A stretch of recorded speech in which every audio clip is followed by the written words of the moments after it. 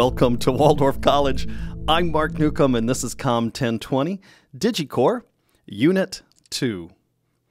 In Unit 2, we'll discover what it means to use Creative Commons, apply that new discovery to Flickr, take a broader look at social media, and we'll use lynda.com, Social Media Marketing, Chapters 3 and 5 to discover the difference between a Facebook profile and a Facebook page. Let's get it all started with Creative Commons. This is Copyright and Creative Commons explained by Commoncraft. Julia's dream is to make a living as a photographer. In this dream, she takes amazing photos, people buy them, and their purchases fund her future work.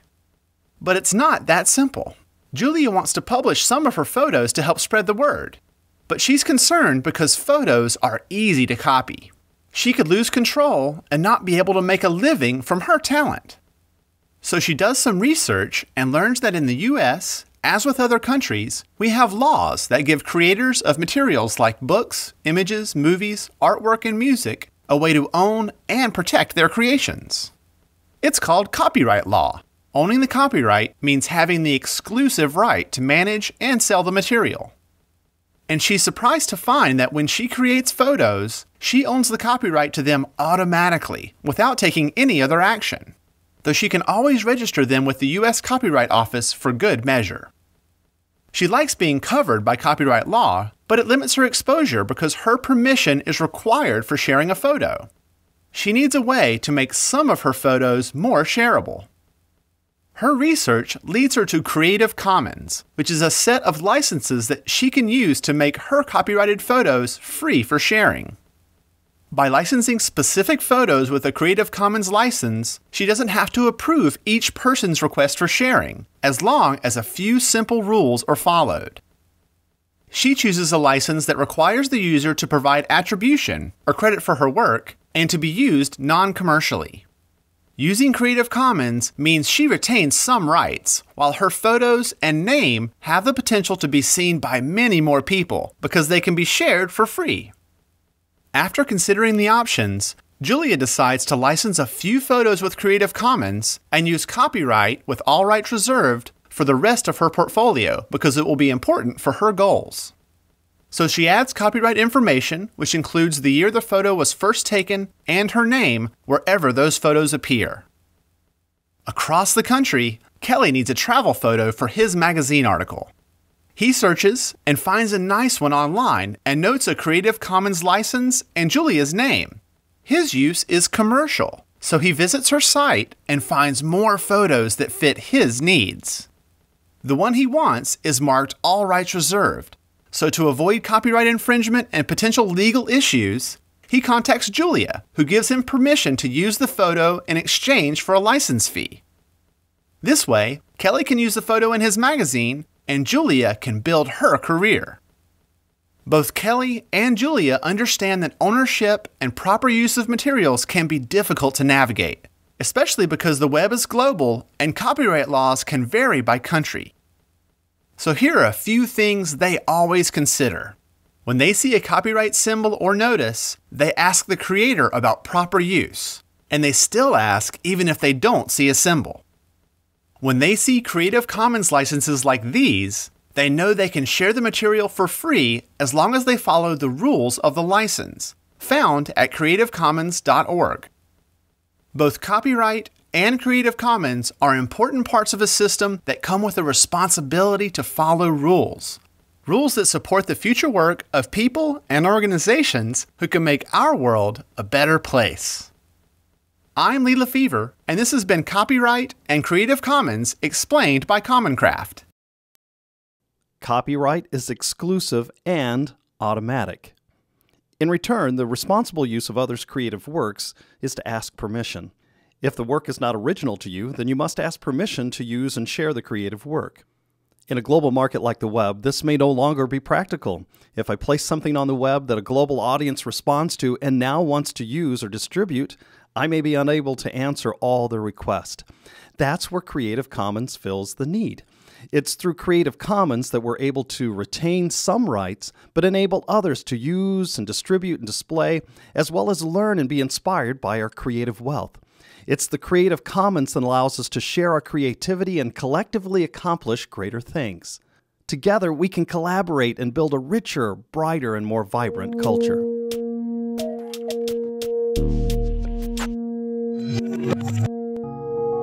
When you share your creativity, you're enabling people anywhere to use it, learn from it, and be inspired by it.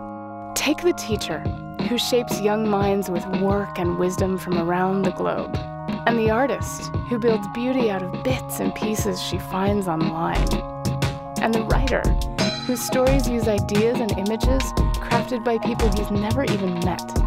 These people know that when you share your creative wealth, you can accomplish great things. They and millions of other people all around the planet are working together to build a richer, better, more vibrant culture using Creative Commons.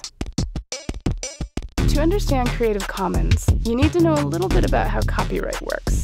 Did you know that when you create something, anything, from a photograph to a song, to a drawing, to a film, to a story, you automatically own an all rights reserved copyright to that creativity? It's true. Copyright protects your creativity against uses you don't consent to. But sometimes full copyright is too restrictive. What about when you want all those millions and millions of people out there to use your work without the hassle of coming to you for permission? What if you want your work to be freely shared, reused, and built upon by the rest of the world? Luckily, there's an answer. Creative Commons. We provide free copyright licenses you can use to tell people exactly which parts of your copyright you're happy to give to the public. It's easy. It only takes a minute and it's totally free. Just come to our website and answer a few quick questions like, will you allow commercial uses of your work? And will you allow your work to be modified? Based on your answers, we'll give you a license that clearly communicates what people can and can't do with your creativity. You don't give up your copyright, you refine it so it works better for you. Welcome to a new world where collaboration rules. It didn't even exist just a few years ago, but now there are millions and millions of songs, pictures, videos, and written works available to share, reuse, and remix, all for free. Want to work together? Then join the Commons, Creative Commons.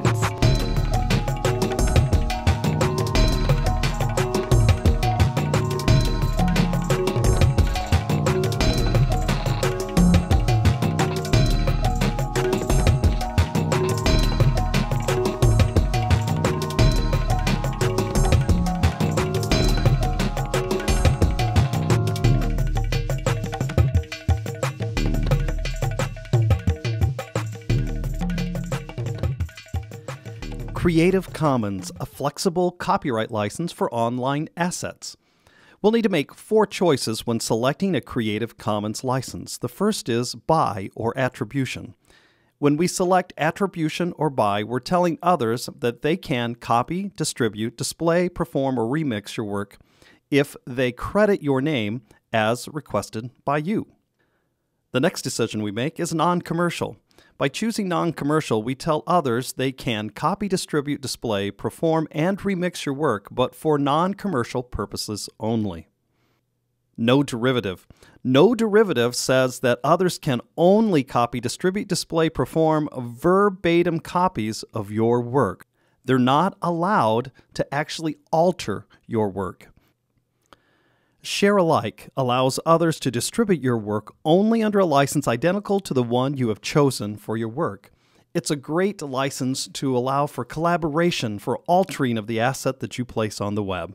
It allows others to change and alter your work and take it to their own creative level. And so what do you say? Let's build a Creative Commons license. When I attach a Creative Commons license, I use attribution by, non-commercial, no derivative. This license states that if my asset is shared or used, that my name needs to be included, that they're not allowed to make money from it, and that they're not allowed to change it. If I change the no derivative to share as, I'm encouraging others to take my asset and to change it and to make it something of their own.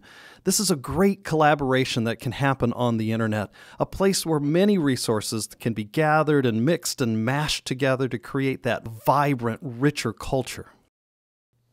Okay, so we've talked about it, we've looked at it, we've watched the videos about it. What do you say we go attach a Creative Commons license to our Flickr sets? So I'm going to jump back into Flickr. Here we are in Flickr. Remember, we created sets, and here are my sets. You have many more than I do. I've got some homework to do. And remember under Organize that's where we created sets. And in Organize, there's a great thing called a batch editor. So I'm going to go there, and my hope is to change the license for these photos. They're currently under copyright, all rights reserved.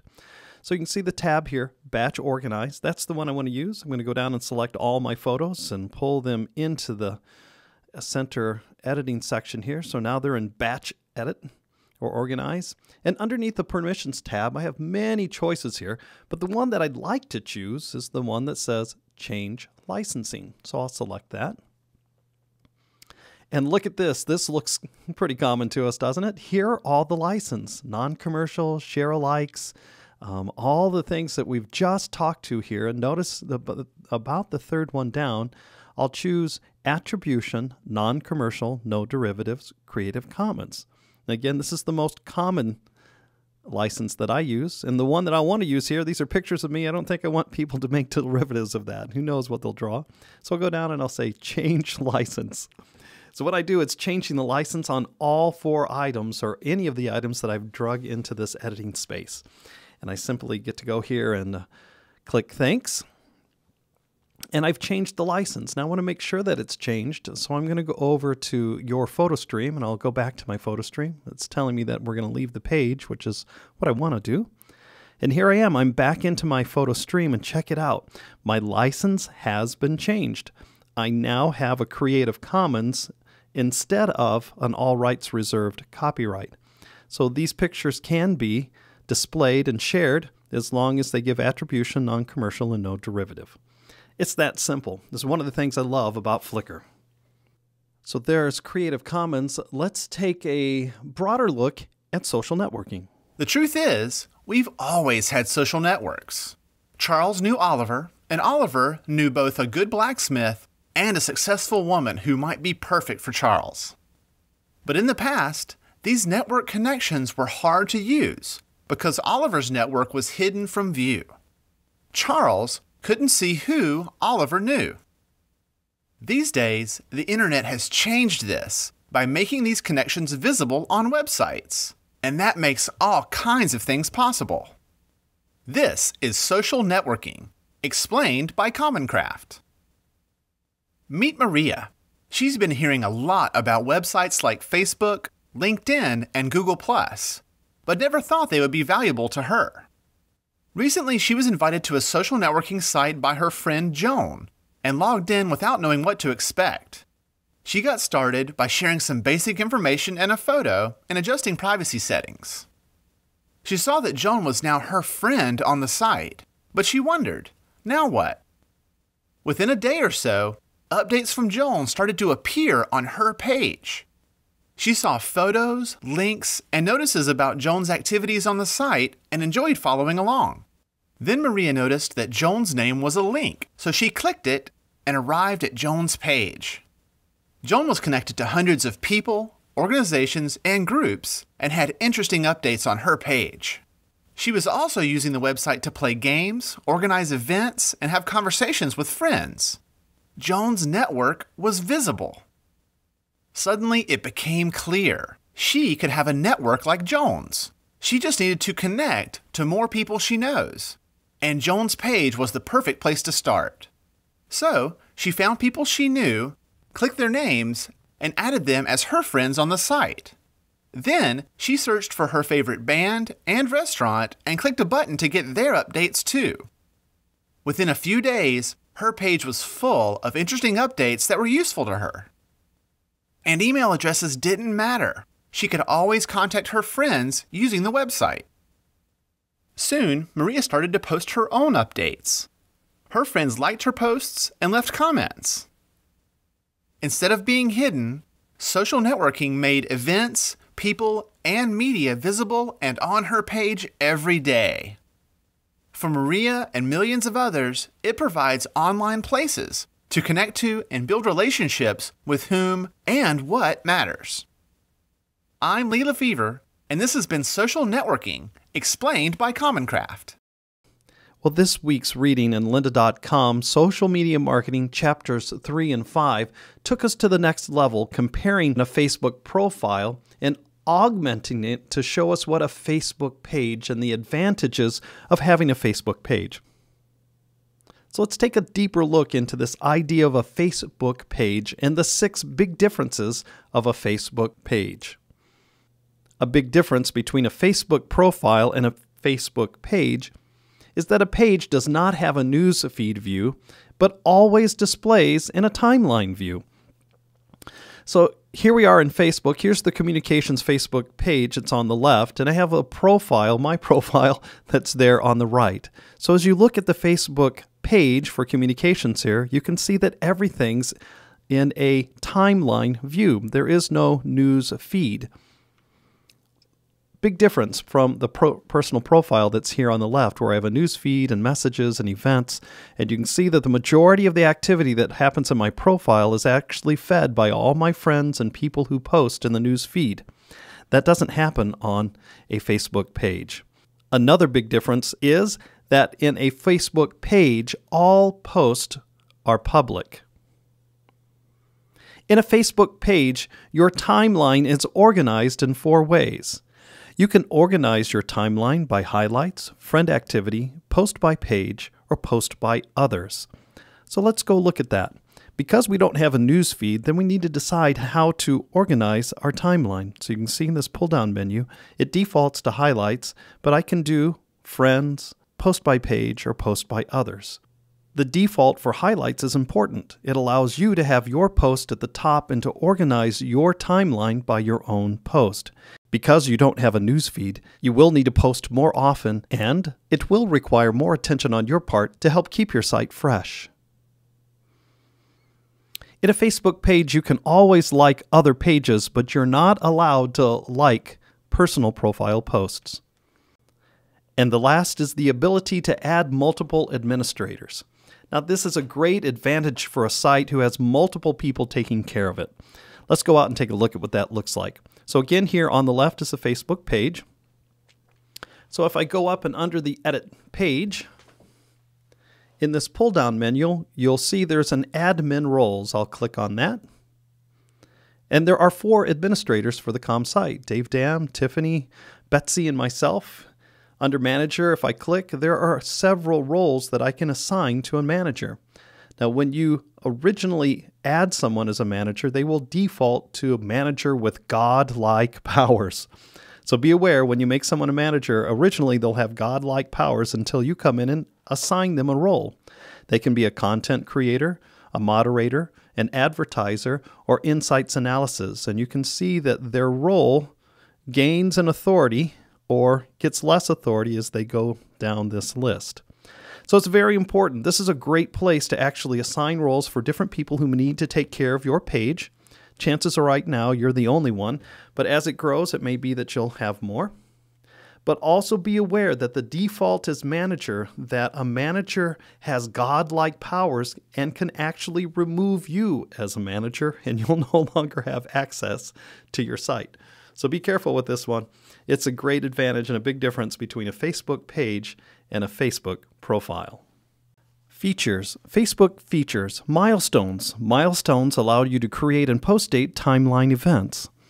So let's open up the Communications page again here. Here's the Facebook page for Communications, and you'll notice that it's in a timeline mode and that the timeline is made up of milestones. Each of these posts are a milestone and they're dated, and you can see the chronology here over on the left. Here are all the milestones. So I can go back in time and look at Facebook.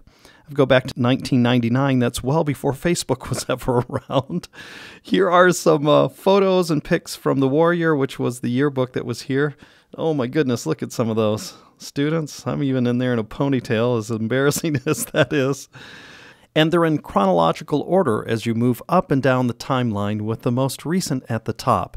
Now, if I wanted to change a milestone's date, perhaps I'm post-dating some pictures that I took maybe a year ago or even a week ago, and I want to make sure that they fall in my timeline in the correct space, then I can go up here and hit Edit, and under Edit I can change date. So that's milestones in Facebook. Pin to the top. Pin to the top will allow you to take a post no matter when it was posted and place it at the top of your timeline, and it'll stay there for 7 days. So here we are back again in the Facebook page. You can see that we've got all kinds of things posted here. I'm going to go over to the Wall TV KZOW Spring Photo Shoot, and I'll select it and decide that I want this to be pinned to the top. So if I go to the pencil tool here, you'll notice at the top it says Pin to the Top. And if I select that, then Facebook is going to take this post and put it at the top of my timeline. So I'll scroll down here. You can see now that this is pinned to the top. And I know that it's pinned to the top because it has this little yellow flag that's at the top. And it's telling me that, hey, I'm pinned to the top. Now let's stay here for 7 days. Now I can go down and actually hit this Editor Remove, the pencil button. And if I click on it, it will allow me to unpin from the top. And when I do, Facebook will take this post and put it back down in my timeline in the time and date where it originally should have been posted. So pin to the top, a feature in Facebook. Another feature is highlight. Highlight allows you to stretch a post over 2 columns. So I'm back in the Communications Facebook page here, and you'll notice that as we go up and down the timeline that I have post on either side. These are all milestones of things that have happened. But notice the Christmas party over here. We've got some pics and an invitation, and the invitation seems to have someone's hand over here. I think there's somebody missing from this. So if I hit highlight, I'll be able to take this post and milestone and stretch it over 2 columns, and now, it was Betsy. We get to see all 4 of us now in it. Now this is a better layout for this post. Now, if I decide that I don't want to keep this over 2 columns, it's as simple as just going back, and I can click the little star that's above here and get back there, and remove the highlight, and it goes back to dual column. So it might be that there are some posts that make sense to keep as a highlight. And here's the Com Bowling, and you can see the layout of this one. It looks nice as a highlight. So on our timeline, we keep that one in a highlight. Another feature are notes. Notes are a beautiful thing and highly underused in Facebook. It allows you to format, edit, and post longer than the maximum character limit, which is something just under 63,000. Not many times you're going to post, but it's linkable, which is a huge, and the pagination makes a big difference. So let's go out and look at Facebook's. Notice here, let's go out to Facebook, and I can click on the apps here. I'm going to add an app. The app I'm adding is called Notes. I'll click on Notes, and it tells me I haven't ever written anything here. Well, that makes sense. I just added it. So click on the Write a Note, and here I'm in a section where I can go in and actually type something. So I'm going to type in a title here of, let's do online course descriptions. I'll put that in. Looks like I need to spell it correctly here. Let me back up here and put the P in for description. I think I can do that correctly. And now I'm going to go out to Word, and I'm going to copy paste something in a document off the computer here and bring it back in. I'm going to go paste. So this came directly out of a Word document, and notice how I have bold, and I can indent, I can change my font style. I could do numbered list here, or any kind of pagination works inside of Notes. So that's a huge advantage, something I can't do other places in Facebook. And I can also put tags here, so I can go in and put Waldorf, and then I'll go in and do Waldorf Communications as well. And then I'll publish this site. And Facebook creates this note for me, and it's been published. It's a beautiful thing. So I'm going to go out and make sure that it's there. So I'm going to back out here and go back to my Facebook page and go over to my apps again. And I'll click on the app to reveal the notes. And look, there's a note here now. So I'll click on the note. And notice it gives me a short description of the note. I have a link at the title, or I can go down to where it says View Full Note and click on it, either place. And here it is, a note with its pagination. And people can actually comment on it or like it as well, just like Facebook, or share. And something even more significant, let's go up to the top here and notice that this note has a unique URL. That means that I can copy and paste this and send it to someone in an email or into a message or a text. That's a huge advantage. So notes inside of Facebook, a cool feature. Now there are 3 things that affect edge rank. Now edge rank, when you're in your personal profile and in a news feed, whatever is at the top, someone had to decide that was at the top. We call that edge rank. So Facebook has a formula that goes through and decides how your news feed gets fed. And edge rank is the way it does that. So there are 3 things that affect your edge rank. The first one is called recency. The most recent posts are most likely to be chosen. The second is affinity. How often viewers interact, comment, or share your post will affect your edge rank. Often you'll find people who will include a question or even make a trivia question inside their post to try to increase their affinity. Edge weight. By including pictures, videos, and links, you increase your edge weight, which overall will increase your edge rank.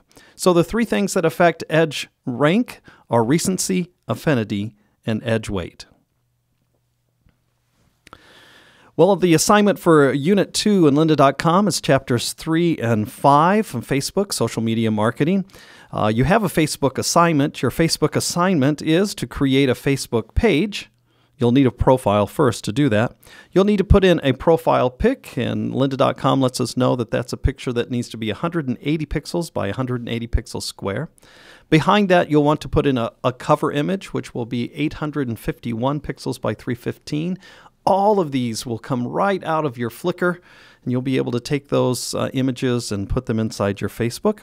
You'll also need to create 5 posts, which will become milestones in your timeline. And this one's going to take a little more legwork on your part. You'll need 30 likes. Now, more often than not, what happens is you use your Facebook or Twitter to say, hey, like my Facebook page. And what people will do instead is like the post that you just sent or the tweet that you just sent out to them. That will not increase your likes on your page. They'll have to physically go out to your Facebook page on the web and press the like button on your Facebook page up in your cover image area. So you'll need to do 30 likes. That's your Facebook assignment for this week. And that wraps up Unit 2 for us. I'm Mark Newcomb. It's been a pleasure spending time with you again this week. Look forward to seeing you next week.